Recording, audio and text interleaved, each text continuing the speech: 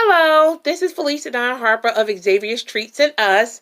Today we are going to be talking with Deja, and Deja is one of my older children. She's a twin, and we're going to share her version of the beginning.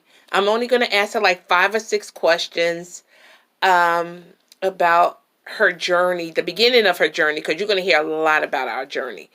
So first, I would like to thank everyone who came over to the channel, who liked, who made comments, who subscribed, who shared. We really do appreciate it.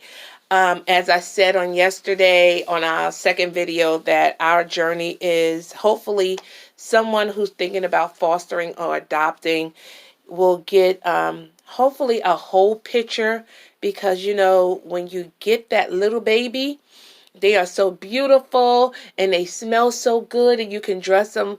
But long term, and I'm not trying to discourage anyone, just with our story, I hope that you will look at the whole child, the whole makeup of the child, who created this child, what is the lineage, if you can get that, the family history, because that all makes up who that child will be, even though you are pouring your love and your heart and your values into that child. I want you to also consider that the values and the behaviors of the parents still rest in that child. So I'm going to talk to Deja. I'm going to ask her a couple of questions. I'm going to ask about 5 or 6 questions, and then we're going to end this video. Okay? So, what is your name? My name is... Oh, it's so dark. I know. No, that's better. Go ahead. Restart. No.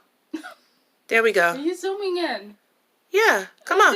What is your name? Oh my god, my name is Deja Harper. Well, actually, Deja I.J. Harper. And how old are you? I'm 18, about to be 19. And you are a senior in high school, and you are about to quote unquote graduate, because we don't know what's happening right now. And let's start with that. How do you feel that you've worked this hard to become a senior and an honor student, right? So you've been an honor student since the 7th grade. Yeah. And now you get to the 12th grade where you're supposed to get all these honors and accolades, and your mama can shout and tell her Lord thank you that she made it through. And now with the COVID-19, you may not have a graduation or a prom. How do you feel about that? Well, we still have, cross fingers, prom, because we don't... she said that she will reschedule prom, which I'm glad for that, but we don't know what date, so hopefully that's still happening. But how do you feel about all this? How it interrupted your senior year? Because I was looking forward to this. They gonna mess this up with this coronavirus. Well, the people at your school didn't mess up with the coronavirus, but I didn't get to do my hallelujah, thank you Jesus, so I can get me a good shout over in the corner, because my child is graduating. Not only she graduating, she is 3.78. Yeah, and she's been an honor student. And I keep prefacing that because Deja is considered special needs. She's in special need classes, and she's been in a special need class for self-contained since 7th grade. So for her to excel, she's not just an honor student just for her class. Through the whole high school, she's number 4 in her class. So we say yay to you, Deja. But now, so you are... Let me ask you this, because I wrote some questions down. I told you. You said you didn't write no questions. I did. I'm going to ask you in different order, but I have 6 questions. How do you feel being a twin?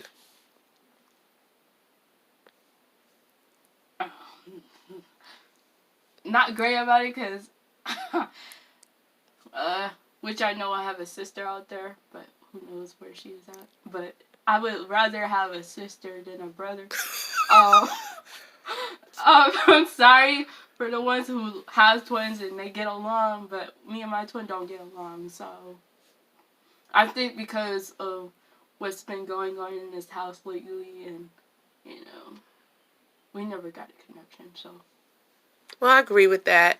You two were close, and I don't know if it's me, but it just goes in and out with dark and light. We will have a light soon so that it will make the videos lighter. We're just waiting for everything. Everything is moving so slowly through the Postal Service and FedEx and UPS. So kind of bear with us in reference to the lighting, because I am sitting in one spot, but the lighting is horrible right now.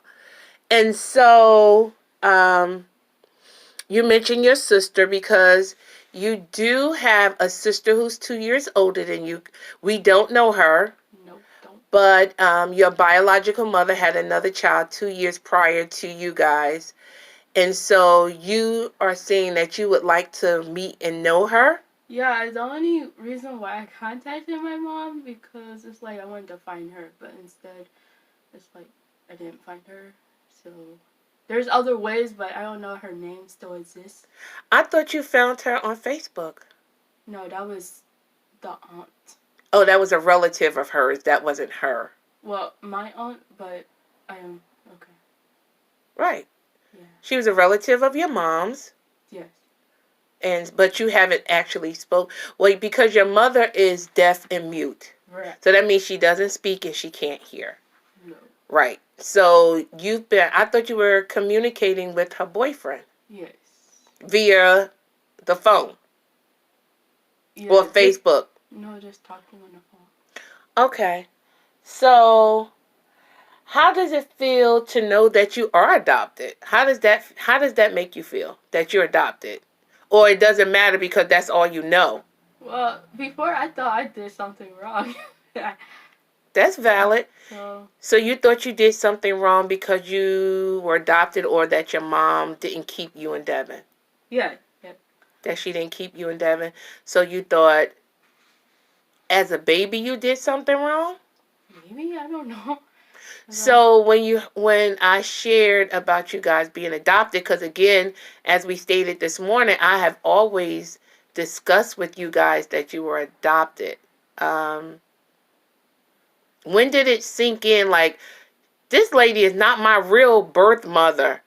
When did that sink in for you, that I wasn't your birth mother, that was your adopted mother, or I wasn't the mother that gave birth to you? When did that sink in? Like, when did you really realize that she's not my birth mother? I didn't really sink in. Oh, it still hasn't sunk in? No. So you just living in my house? Is that what's happening? Okay. Basically? No. It's just you just living here, and like this lady say she my mother, and that's it? No. It's just like, I don't know. You don't know? You don't know how you feel about being adopted? It's okay, because I could have had a worse life.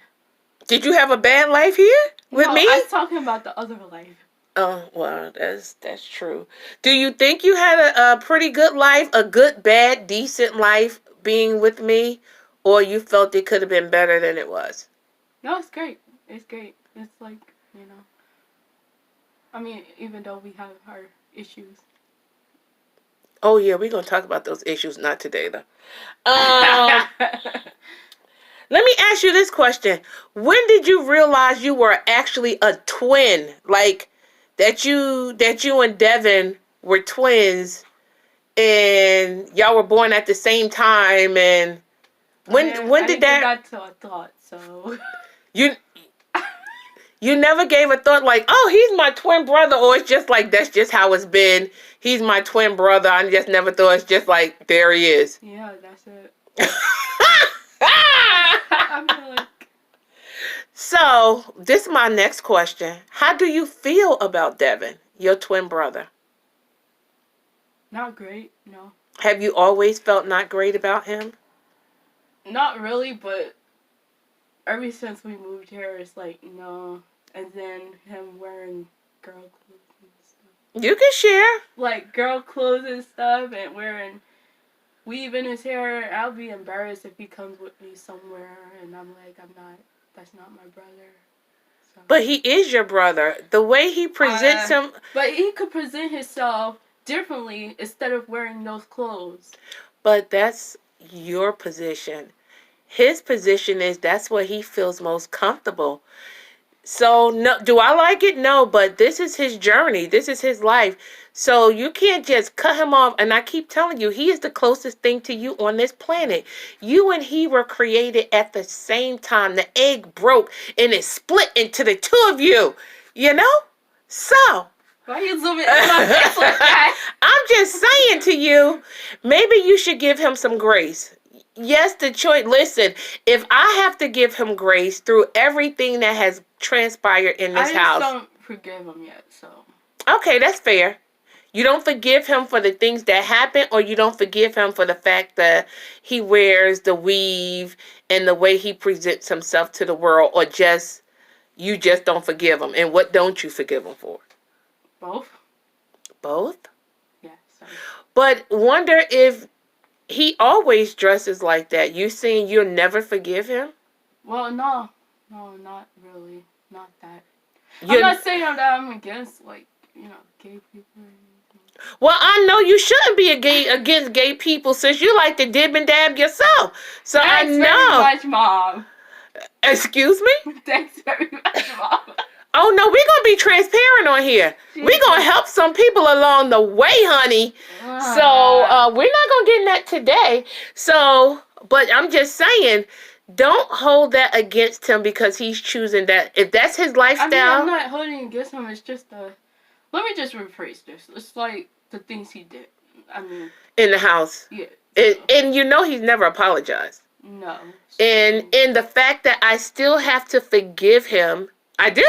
Because if I didn't forgive him, I wouldn't talk to him on the phone. No, you just zoom in. Now, I'm not trying to zoom in, but it becomes so dark.